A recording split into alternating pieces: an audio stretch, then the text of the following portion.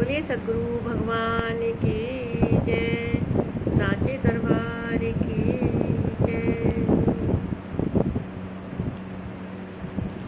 भगवान कहते हैं, ये गीता का तीसरे अध्याय का 8वां श्लोक। भगवान कहते हैं, हे अर्जुन, नियतम कुरु कर्म त्वं कर्म ज्यायो है कर्मणः शरीर यात्यापि च तेन प्रसिद्धे कर्मणः। यानी कहने का तात्पर्य है, अर्जुन, तू निर्धारित कर्म, किए हुए कर्म को कर। अर्थात कर्म तो बहुत से हैं, उनमें से कोई एक चुना हुआ है, उसी नियत कर्म को कर। कर्म ना करने की अपेक्षा कर्म करना श्रेष्ठ है, इसलिए कि करते रहोगे तो थोड़ी भी दूरी तय कर लोगे। तो जैसा पीछे पहले बता के आए हैं गुरु भगवान, तो कहते हैं कि महान जन्म मरण के भय से उद्धार करने वाला है ये कर्म। कौन सा कर्म?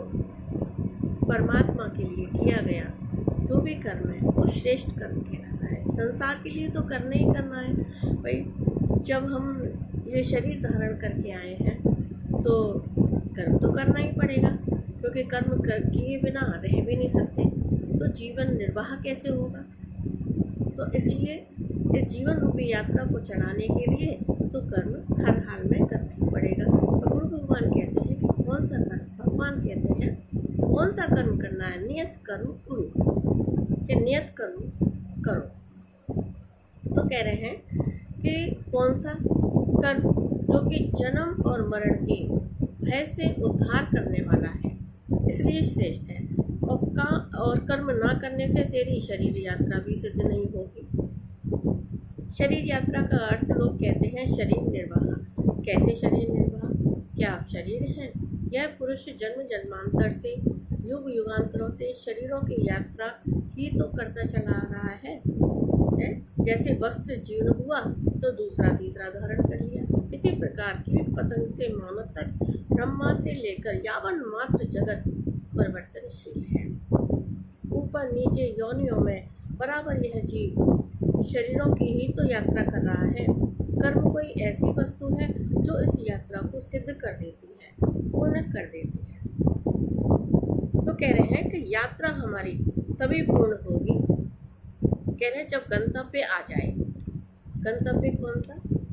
कि हमारा उद्धार करने वाला कौन है? एक परमात्मा है, एक हमारे गुरु हैं, वही हमारे जीवन का उद्धार करने वाले हैं। तो बताते हैं कि परमात्मा में स्थिति के अनंतर, कि परमात्मा में हमारी ऐसी स्थिति हो जाए, परमात्मा से हमारी ऐसी लगन लग जाए कि हमसे धीरे धीरे ये संसार, मोह माया, ये सब छूटता जाए।